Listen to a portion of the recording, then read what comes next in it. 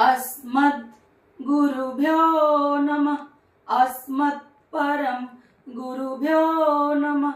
अस्मत् सर्व गुरुभ्यो नमः। श्री राधा कृष्णाभ्यां नमः। श्रीमते रामानुजाय नमः। लंबोदरं परम सुंदरम एकदंतं पीतांबरं त्रिनयनं परमं पवित्रं उद्दिवाकरं नीभोज्वलं कांति कांतं विघ्नेश्वरं सकल विघ्नहरणं नमामि। अखंड मंडलाकारं व्याप्तं येन चराचरं तत्पदं दर्शितं येन तस्मै श्री गुरुवे नमः। नारायणं नमस्कृत्यं नरं चैव नरोत्तमं देवी सरस्वतीं व्यासं ततो जयमुदीरयेत्। जयतु देवो देवकी नन्दनोऽयं जयतु कृष्णो वृषभीश प्रदीप। जयतु मेघश्यामला कोमलांगा। जयतु पृथ्वी भारनाशो मुकुंद। बर्हापीडं नटवरपु कर्ण्यो कर्णिकारं बिभ्रद्वासा कनकपीस बैजंती चामलां। रंध्राण वेदोरधर सूदया पुरयन गोप वृंदे वृंदारण्यं प्रावि सदगीत कीर्ति। श्री राम राम रघुनंदन राम रामा। श्री राम राम बर ताग्रज राम रामा। श्री राम राम रणकरकस राम रामा। श्री राम राम भव शरणम राम रामा। माता रामो मात पिता रामचंद्र स्वामी रामो मत सखा रामचंद्र।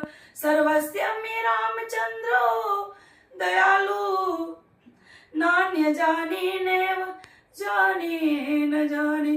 रामाय भद्राय रामचंद्राय वेद से रघुनाथाय नाथाय सीताय पते नमः। अंजनानंदनं वीरं जानकी शोकनाशनं कपीशमक्षहन्तारं वन्दे लङ्काभयङ्करं। मूकं करोति वाचालं पङ्गुलं यते गिरिं यत्कृपातमहं परमानन्दमाधवं। भक्त भगवंत गुरु चतुर नाम बपु एक। इनके पद बंधन किए वो नासत विघ्न अनेक। प्रेम से बोलिए जय श्री राम। अखिल हिय प्रतनीय परमात्मा पुरुषोत्तम लावण्य माधुर्य सिंधु सुधा रस सार सरोवर। माँ सुनैना की आंखों के पुतली का विदेह जा जनक जा जनकाधिराज श्री अवध नरेंद्र नंदन श्री रघुनंदन वैदेही मैथिली श्री राम प्राण वल्लभी श्री सीता जी और राम जी के चरणों में मेरा कोटि कोटि। तीनों मैया और चारों भैया के चरणों में मेरा कोटि कोटि नमन। अनंत बलवंत गुणवंत श्री हनुमान जी महाराज के चरणों में नेहा पाठक का कोटि कोटि नमन। यहाँ जितने भी कथानुरागी उपस्थित है और जहां जहां मेरी आवाज जा रही है, जो मेरी कथा को श्रवण कर पा रहे हैं, सबको मेरा कोटि कोटि नमन। सज्जनों, हम सब अत्यंत भाग्यशाली हैं जो हमें राम कथा कहने का संकल्प हम सब अपने हृदय में धारण किए हुए हैं। कहते हैं कई जन्मों के जब पुण्य उदय होते हैं ना, तब भगवान की सुंदर कथा प्राप्त होती है। कहने और सुनने को जितना हमें कहने में सुख की प्राप्ति होती है, उतना ही आपको सुनने में भी आनंद की प्राप्ति होती है। सच में जब कृपा में भी जब कृपा होती है, ये कोई साधारण कृपा नहीं है सज्जनों, विशेष कृपा जब होती है भगवान की, श्री रामचंद्र की, तब भगवान की सुंदर कथा हमें प्राप्त होती है। यही बात प्रभु भोले शंकर ने पार्वती मैया से कहा, क्या कहा? अति हरि कृपा जाहि पर हो पाव दे मार्ग सोई। एक होती है सामान्य कृपा जो हमें संसार से प्राप्त होती है। संसार से हमें धन दौलत रुपया पैसा पद प्रतिष्ठा अनेकों तरह की भोग विलास की वस्तुएं हमें संसार से प्राप्त हो जाती है सज्जनों। लेकिन एक बात ध्यान देना, संसार से ये सब वस्तुएं तो हमें प्राप्त हो जाती है, लेकिन प्रभु की कथा हमें संसार से नहीं प्राप्त होती। अगर प्रभु की कथा प्राप्त होती है तो उनके कृपा से होती है। बोलिए जय श्री राम। हम सब रामायण कह रहे हैं, रामायण सुन रहे हैं, रामायण देख भी रहे हैं, उससे पहले ये जानना जरूरी है बंधु माताओं की रामायण का अर्थ आखिर होता क्या है। श्री रामस्य चरितान्वितम ऐनम शास्त्रम, रामचरित्र से संयुक्त शास्त्र का नाम रामायण है। रामायण राम जी का घर, जहां प्रभु नित्य निवास करते हैं अपने सुंदर से परिवार के साथ। श्री राम अयते प्राप्यते एन तद रामायणम, जिससे हमें साक्षात प्रभु श्री राम मिल जाए, भगवान की प्राप्ति हमें हो जाए सजनों, उसे ही रामायण कहते हैं। सर्व पाप प्रसन्नम दुष्ट ग्रह निवारणम, यह सभी पापों को नष्ट करने वाली और दुष्ट ग्रहों से मुक्त करने वाली कथा है सजनों। जैसे हम सभी को पता है कि संसार में ग्रहों की संख्या कुल 9 है, जिनमें से कुछ दुष्ट ग्रह होते हैं और कुछ अति मंगलमय ग्रह होते हैं। मंगलमय ग्रह कौन कौन होते हैं सजनों? कृष्ण ग्रह और राम ग्रह, 2 मंगलमय ग्रह होते हैं। और दुष्ट ग्रह का काम क्या होता है सजनों? लोगों को परेशान करना। लेकिन जब मंगलमय ग्रह हमारे कष्टों को हर लेते हैं ना सजनों, तो फिर ये दुष्ट ग्रह हमारा कुछ नहीं बिगाड़ पाते, कुछ नहीं करते। ये सजनों हम सब कथा, राम कथा कह रहे हैं, कथा सुन रहे हैं, कथा का अर्थ आखिर होता क्या है? आइए आज जानते हैं कथा का अर्थ। जो आनंद की स्थापना करे, जिससे मन आनंदित हो जाए। संसार में रहकर हमें कैसे आनंद से जीना है? रोग मुक्त होकर, दोष मुक्त होकर, पाप मुक्त होकर, भय मुक्त होकर हमें कैसे आनंद से जीना है, यह प्रभु की सुंदर कथा ही हमें बताती है सजनों। बोलिए जय श्री राम। सजनों पिछले कथा में हमने श्रवण किया था कि जब राघवेंद्र सरकार की बारात जब मिथिला में पहुंचती है तो वहां तरह तरह का उनका स्वागत किया जाता है, मंगल गान करके, तरह तरह के विभिन्न प्रकार के पकवानों से जेवनार हो रहे हैं। वहां पे जब बारात पहुंची है, प्रभु श्री राम अपने पिता और अपने गुरु से मिलते हैं, फिर ग्राम वासियों से मिलते हैं, अपने भाई बंधु सबसे मिलते हैं। फिर वहां की सखियां तरह तरह की हंसी मजाक करती हैं, सीता जी की सखियां। अब आगे देखिए कथा में क्या आगे विवाह कैसे होती है, मैं आज आपको श्रवण कराऊंगी सजनों। श्री रामचंद्र जी और माता सीता सुंदरता की सीमा है, और ये दोनों राजा पुण्य की सीमा है। इनके जैसा पुण्य आत्मा तो इस संसार में कोई न हुआ था न होगा। दशरथ जी के पुण्य की मूर्ति राघवेंद्र सरकार है, हमारे राघव जी, और जनक जी के पुण्य की मूर्ति माता सीता है, जगत जननी माँ जगदम्बा। सजनों इनके जैसा तो आज तक शिव की किसी ने आराधना ही नहीं की होगी सजनों।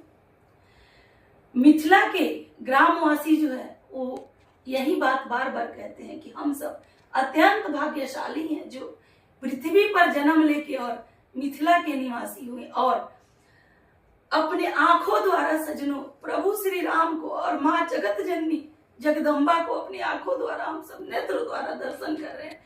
यह देख के हमें बहुत आनंद आ रहा है, हम अपने आप को बहुत भाग्यशाली समझते हैं सजनों।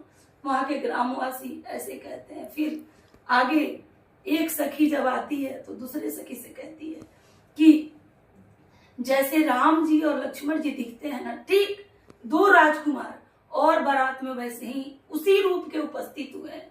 एक गौर बन के हैं और एक शाम बन के है, दोनों एक ही तरह के दिखते हैं सजनों। भरत राम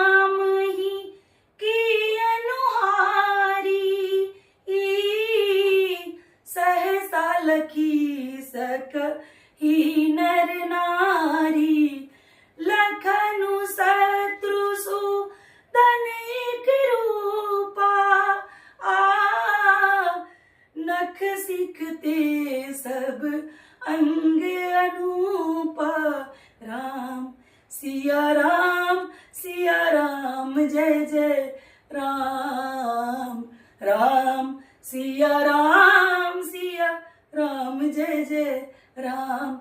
सजनों, जैसे राम जी दिखते हैं ना, ठीक उसी रूप के भरत जी दिखते हैं, और जैसे लक्ष्मण जी हैं ना, ठीक शत्रुघ्न जी उन्हीं के समान दिखते हैं। चारों भाई जो है मिलते जुलते हैं। सजनों, इनकी उपमा तो किसी से किया ही नहीं जा सकता, क्योंकि इनके जैसा गुणवान सीलवान तो इस पृथ्वी पे कोई है ही नहीं। ऐसे सखी कहती है, उपमा न कोई कहदास तुलसी, कतहु कभी गोविंद कहे। ऐसे कहती है कि इन चारों भाइयों का उपमा तो इस पृथ्वी के किसी साधारण मनुष्य से तो किया ही नहीं जा सकता। सजनों, ऐसे कहती हैं, और चारों भाई का जो गुण है वो यहाँ पृथ्वी पर किसी के पास नहीं है। ऐसे सब लोग आपस में विचार करते हैं। सजनों, उसके बाद वहां की बंधु माताएं सखियां जो है वो भगवान से निवेदन करती है और कर जोड़ के कह रही हैं कि हम सब यही चाहते हैं भगवान, अगर हमने आपकी अच्छे से आराधना की होगी तो हमारी एक मनसा को पूरा कर देना कि चारों भाइयों का विवाह इसी नगरी में हो जाए, मिथिला में ही हो जाए, ताकि हम सब सुंदर इनके विवाह में मंगल गान गाएं और प्रभु को अपनी आंखों द्वारा देखते रहें। ऐसे वहां की माताएं बहनें निवेदन कर रही है। सजनों, उसके बाद श्रेष्ठ दिन और लगन देख के सजनों ब्रह्मा जी विवाह की तिथि निकाल कर और नारद जी के हाथ से भिजवा देते हैं, और वहां के जो मिथिला के जो पंडित थे, ब्राह्मण थे, गुरु थे, वो लोग भी श्रेष्ठ दिन और लगन देखकर विवाह की तिथि निकाले थे। ब्रह्मा जी का और मिथिला के ब्राह्मणों का दोनों का जो तिथि निकाला हुआ था वो सेम मैच कर गया। तो जब तिथि मैच कर गया सजनों, तो फिर विवाह की वही तिथि पक्का हो गई। सजनों, जो मिथिला के जो पंडित थे ना, वो भी ब्रह्मा जी से कोई कम गुणवान नहीं थे, वो भी उतने ही बलशाली थे। सजनों, उसके बाद क्या होता है कि अब जनक जी अपने गुरु के कहे अनुसार बारातियों को भेजो, बारात में उपस्थित होने के लिए मंडप में बारातियों को खबर भिजवा देते हैं। उसके बाद सब देवता लोग, नारद भगवान, ब्रह्मा जी, सब लोग झुंड के झुंड अपने रथ पे बैठे और प्रभु श्री राम का विवाह देखने के लिए पृथ्वी पर अवतरित हो रहे हैं, अपना अपना वेश बदल कर। सजनों, जब पृथ्वी पर उपस्थित हो रहे हैं तो उनको अपने लोग, जनक जी ने ऐसा मंडप बनवाया था कि देवतागण को भी अपने लोग छोटे लग रहे थे। चितवही चकित्र विचित्र विचाना, रचना सकल अलौकिक नाना, विधि भयउ आचर्य विशेषी, निज करनी कहू कतहु न देखी। सजनों, वह चकित होकर विचित्र मंडप को देख रहे हैं सब। ब्रह्मा जी जब उस मंडप को देख रहे हैं, राघवेंद्र सरकार का जो विवाह के लिए मंडप बना था, उनको अपनी करनी छोटी लग रही है। सोच रहे हैं कि हमने तो ब्रह्मांड बनाया पर इतना सुंदर नहीं बना जितना यहाँ के मंडप को जनक जी ने बनवा दिया था। सजनों, उसके बाद शिव जी जो है वो सबको समझाते हैं, कहते हैं कि आप लोग क्यों आश्चर्य में पड़े हैं, ये कोई साधारण इंसान का विवाह नहीं है, अखिल ब्राह्मणों के परमेश्वर प्रभु श्री राघवेंद्र सरकार की विवाह है, और माँ जगत जननी गुणों की खान जानकी जी का विवाह है। तो इसमें चकित होने वाली कोई बात नहीं है। जिनकर नामु लेत जग माही, सकल अमंगल मूल नसाही, करतल होई पदार्थ चारी, तेईसिय राम कहे कमारी। जिस का नाम लेते ही सारे अमंगल नष्ट हो जाते हैं, चार पदार्थ हाथ में आ जाते हैं। सजनों, ये नख से सिख तक वही राघवेंद्र सरकार है। आप लोग आश्चर्य में न पड़िए, ऐसे शिव जी ने सबको समझाया। फिर सजनों, ब्रह्मा जी, कार्तिकेय जी, विष्णु भगवान, सब देवता अपना अपना भेष बदलकर पृथ्वी पर बारात में उपस्थित हो रहे हैं, मंडप में आ रहे हैं सब। उसके बाद सजनों, दोनों ओर से दुदुम्बियां बड़ी तेजी से बज रही है। फिर सुनैना माँ सारे स्त्रियों को बारात में परिछन के लिए बुलाती हैं, परिछन करने के लिए। सची शारदा माँ भवानी सारी देवियां अपना अपना रूप बदल के स्त्री रूप में विवाह में उपस्थित हुई हैं। कोई उनको पहचान नहीं रहा है। कोई आम इंसान उनको नहीं पहचान रहा है, क्योंकि सब लोग अपने में व्यस्त हैं और राघवेंद्र सरकार के विवाह का सब आनंद ले रहे हैं। कोई किसी के चक्कर में नहीं है, सब अपने अपने आनंद में विभोर है सजनों। उसके बाद सजनों क्या होता है, उसके बाद महाराज दशरथ समाज सहित मंडप में पधारते हैं। फिर राघवेंद्र सरकार भी मंडप में पधारते हैं। फिर आगे सजनों कौशल्या पुत्र की पूजा राजा ने की।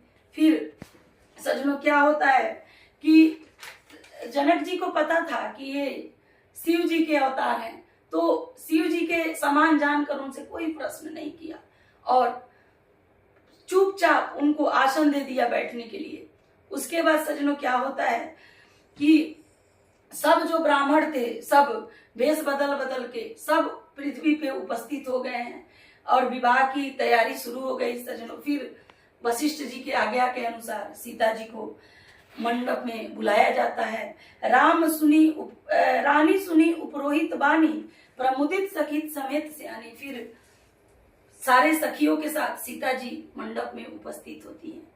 सजनों सीता जी सारे सखियों के बीच में ऐसे लग रही है ना दुल्हन के रूप में, माँ जगत जननी जगदम्बा, जैसे पूरे ब्रह्मांड में अंधकार हो और एक तारा अलग से चमक रहा हो।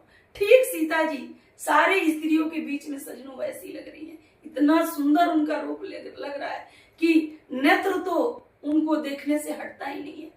उसके बाद राघवेंद्र सरकार भी मंडप में उपस्थित है सजनों। उनका भी रूप अलग ही लग रहा है, ऐसा रूप दोनों का लग रहा है, माँ जगत जननी जगदम्बा का और राघवेंद्र सरकार की अपने नेत्र द्वारा, नेत्र से देखकर अश्रु छलछला उठते हैं सजनों।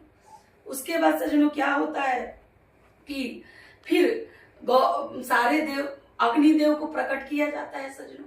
फिर सारे देवता लोग प्रकट होके पूजन अपना करवा रहे हैं और आशीर्वाद दे रहे हैं। बहुत सुंदर दृश्य लग रहा है सजनों देखने में। भेष बदल बदल के सारे देवता ऋषि मुनि के रूप में उपस्थित है। ऐसा मतलब भगवान राघवेंद्र सरकार के विवाह का देखकर आनंद आ रहा है ना कि मन पुलकित हो जा रहा है। उसके बाद लगे पखारन पाए पंकज, प्रेम तन पुलकावली, नवनागर गान निशान जय धुनि, उमगी जनु चहु दिशि चली। जिन चरण कमलों का स्पर्श पाके गौतम ऋषि की पत्नी अहिल्या ने परम गति पाई। जिन चरण कमलों का मकरंद रस शिव जी के माथे पे उपस्थित है गंगा जी के रूप में, उसी चरण कमलों को आज बड़े भागी जनक जी धो रहे हैं और उनका मन पुलकावली हो रहा है। भाई राघवेंद्र सरकार का पांव धोना कोई साधारण बात नहीं है और मन ही मन बहुत प्रसन्न हो रहा है कि मैं बहुत भाग्यशाली हूँ जो राघवेंद्र सरकार के पैरों को मैं धो रहा हूँ और माँ जगत जननी जगदम्बा के पांव को मैं पखार रहा हूँ सजनों। ऐसे दशरथ जी और माँ सुनैना, जनक जी और माँ सुनैना बहुत खुश हो रहे हैं सजनों। उसके बाद सजनों क्या होता है, वर और कन्या सुंदर भौरी दे रहे हैं। उसके बाद बहुत सुंदर वहां पे मंगल गान हो रहा है। सिया रघुबर जी के संग पढ़ने लागे हरे हरे, पढ़ने लागे हरे हरे। ऐसे बहुत सुंदर सुंदर मंगल गान है सजनों। उसके बाद सब सखियां सब आनंद ले रही हैं विवाह का। उसके बाद राम जी सिया जी के सिर में सिंदूर दे रहे हैं। राम सिया सुर सिर सिंदूर देहि, शोभा कही न जात विधि के। फिर वशिष्ठ जी ने जब आज्ञा दी तब दुल्हा दुल्हन को सुंदर आसन पे फिर से बैठाया गया सजनों। और इतना सुंदर वह दृश्य लग रहा है जब राम जी सिया जी के सिर में सिंदूर दे रहे हैं। अब श्री राम जी को और जानकी जी को वेदी पर बैठे देख दशरथ जी समाज सहित पुलकित हो रहे हैं। उनका मन आनंद से भर जाता है, 14 भवनों में उत्साह भर जाता है सजनों। उसके बाद प्रभु राघवेंद्र सरकार को सखियां जानकी जी की कोहबर के लिए ले जाती हैं सजनों। उसके बाद प्रभु राघवेंद्र सरकार की विवाह की बात कैसे समाप्त किया जाए ऐसा कहकर उसके बाद क्या होता है सजनों, वशिष्ठ जी की आज्ञा के अनुसार चारों भाइयों का विवाह हो जाता है। राम और सीता का हो गया, भरत जी का मांडविका जी से और लक्ष्मण जी का उर्मिला से और शत्रुघ्न जी का विवाह श्रुति कीर्ति से हो रहा है सजनों। चारों वर और दुल्हन के गुण जो है सेम मिल रहे हैं, समान मिल रहे हैं। सब एक से एक गुणवान, रूपवान और शीलवान है सजनों, सब। उसके बाद सजनों क्या होता है, अतः ये जो वर और दुल्हन है इनके सब गुण अनुरूप है। उसके बाद भरत जी दहेज, जनक जी दहेज स्वरूप क्या देते हैं, राजा दशरथ के सारे घर को स्वर्ण से भरवा देते हैं सजनों, और जो बचता है मुद्राएं वो बारातियों में बंटवा देते हैं सजनों। उसके बाद क्या होता है, देवंत जे देही मधुर धुनि गारी, लैले नाम पुरुष और नारी। राजा जनक जी के यहाँ की जो माताएं बहनें थी वो दशरथ जी के पत्नियों का जोड़ा मिला मिला के गाली गा रही थी सजनों। दशरथ जी जो है मंडप में जीवनार कर रहे थे और खूब हंस रहे थे और कह रहे थे कि व्यंग तु गाली अमृत समान होता है। खूब खुश है उसको, उन लोगों के गालियों को सुन के, सुंदर सुंदर व्यंग तु गाली दे रही है, हंसी मजाक कर रही है सजनों। उसके बाद क्या होता है, इस प्रकार करते करते सजनों 3 महीने बीत गए बारात को। दशरथ जी के प्रसन्नता का ठिकाना नहीं है। वो वशिष्ठ जी से कहते हैं, विश्वामित्र जी से वशिष्ठ, मैंने कुछ नहीं किया है, सब आप ही के कृपा कटाक्ष का प्रसाद है, मैंने कुछ नहीं किया है, आप ही लोग की कृपा से आज जानकी जी माँ जगत जननी जगदम्बा हमारे घर में बहू बन के आ रही है, ऐसे दशरथ जी कहते हैं सजनों। उसके बाद नित्य उठी बीदा अवधपति मांगा, राखई जनक सहित अनुरागा, नित नूतन दरु अधिकाई, दिन प्रति सज बाती पहुनाई, राम सिया राम जय जय राम, राम सिया राम जय जय राम। उसके बाद सजनों दशरथ जी 3 महीने जब बारात को बीत गए, रोज उठ के दशरथ जी अपने घर जाने को कहते और जनक जी उन्हें एक दिन और कह के रोक लेते। ऐसे करते करते 3 महीने बीत गए। बाराती भी प्रेम के बंधन में, स्नेह के बंधन में बंध गए थे और नित्य नया पुए पकवान, आदर बढ़ता ही जाता। हमारे यहाँ क्या है, अगर पहला दिन हमारे यहाँ कुछ पनीर खिलाएंगे तो अगर बारात दूसरे दिन रह गई तो आलू पे उतर आते हैं, आलू की सब्जी। उसके बाद ना बचा तो दाल चावल ही खिला देंगे। लेकिन वो बारात सजनों ऐसे नहीं थी। वो बारात में आज पनीर खिलाया जाता तो कल उससे भी बढ़िया खिलाया जाता। डेली नए नए आदर सजनों बढ़ता जाता था। बिल्कुल हमसे विपरीत था। भगवान राघवेंद्र की जो बारात गई थी, जनकपुर की जो व्यवस्थाएं की गई थी विवाह में, आजकल सजनों ऐसा नहीं होता। आजकल तो शॉर्टकट में लोग बारात को निपटा देते हैं। पहले एक दिन तो बारात को रखते भी थे, आज नहीं। बारात गई नहीं, रात में विवाह हुआ, सुबह सब बाराती गायब। ऐसे आजकल की सजनों बारात हो रही है। लेकिन हमारे राघवेंद्र सरकार की ऐसी विवाह बिल्कुल नहीं हुई थी। 3 महीने रुक गई थी सजनों। उसके बाद जब दशरथ जी कहते हैं कि ना मैं अब अपने घर जाऊंगा, तो क्या होता है, राघवेंद्र सरकार से माता जानकी जी की सखियां निवेदन करती है और लक्ष्मण भैया से कहती हैं कि आप हमारे यहाँ मिथिला में ही रह जाइए, आपके रहने से बहुत आनंद आ रहा है। देखिए राघवेंद्र सरकार से और माता और लक्ष्मण जी से जानकी माँ की सखियां क्या कहती हैं, ए पहुनाई मिथिले में रहुना, ए पहुनाई मिथिले में रहुना, जवन सुख ससुरारी में जवन सुख ससुरारी में ओ सुख कहूना, ए पहुना एही मिथिले में रहुना।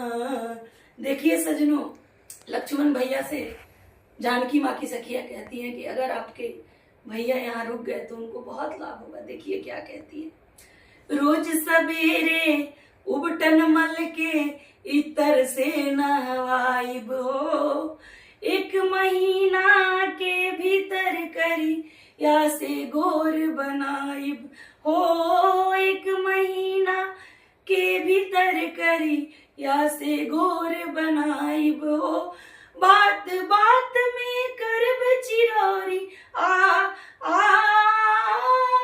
बात बात में करब चिरौरी और कुछ ले होना ए पहुना ए मिथिले में रहुना। ऐसे जानकी माँ की सखियां निवेदन करती हैं जनक जी लक्ष्मण भैया से और राम जी से। फिर सजनों आगे विवाह में कैसे विदाई होती है बारात की, ये मैं आपको अगले वक्तव्य में सुनाऊंगी। तब तक के लिए जय श्री राम, जय श्री राधे। खुशी से रहिए, आनंद से रहिए और श्री राम जी का भजन और कथा सुनते रहिए प्रेम से। जय श्री राम।